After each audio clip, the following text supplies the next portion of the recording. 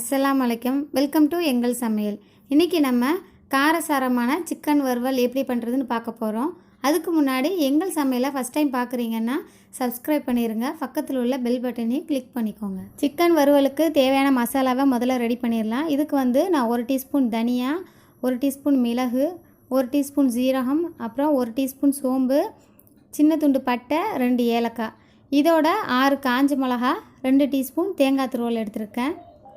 இதை ஒரு தவாவில் எல்லாத்தையும் ஒன்றா சேர்த்து நம்ம ட்ரை ரோஸ்ட் பண்ணிடலாம். அதாவது எண்ணெய் ஊற்றாமல் நல்லா வறுத்துக்கலாம். லைட்டாக வாசனை வர அளவுக்கு வறுத்தா போதும். இது நல்லா வறுத்து ஆற வச்சுட்டு ஒரு மிக்ஸி ஜாரில் போட்டு நல்லா பொடி பண்ணி எடுத்துக்கலாம். சிக்கன் செய்ய ஆரம்பிச்சிடலாம். இந்த பேனில் 5 டீஸ்பூன் எண்ணெய் ஊற்றிருக்கேங்க.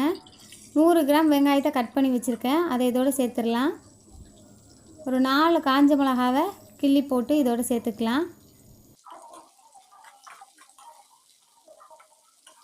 வெங்காயத்தை கொஞ்சம் வதங்கினதுக்கப்புறமா 2 டீஸ்பூன் இஞ்சி பூண்டு விழுது சேர்த்துடலாம்.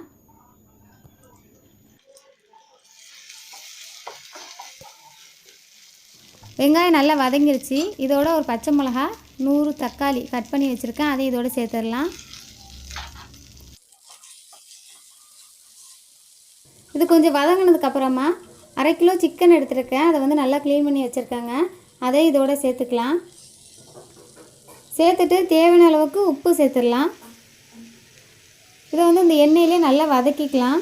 அந்த சிக்கன் நல்லா சுருளட்டும் எண்ணெயிலேயே. இது கொஞ்சம் நேரத்துக்கு மூடி போட்டு வச்சிடலாம். சிக்கன் நல்லா வேகட்டும். இதில் தண்ணிலாம் விட வேணாம். அந்த சிக்கனில் விடுற தண்ணியிலே சிக்கன் வெந்துடும். நல்லா 3/4 பதத்துக்கு வெந்ததுக்கப்புறமா நம்ம மசாலா சேர்த்துக்கலாம். சிக்கன் 3/4 பதத்துக்கு வெந்துருச்சு. இப்போது ரெடி பண்ணி வச்ச மசாலாவை சேர்த்துக்கலாம். இதோட 1/4 டீஸ்பூன் மஞ்சத்தூள் சேர்த்து இதை நல்லா கலந்து விட்டுடலாம். தீயை சிம்லே தாங்க வச்சுருக்கணும். இந்த மசாலா சேர்த்ததுக்கப்புறம் இதை அடி பிடிக்காமல் இருக்கிறதுக்காக அப்பப்போ லைட்டாக அதை கிளறி விடலாம்.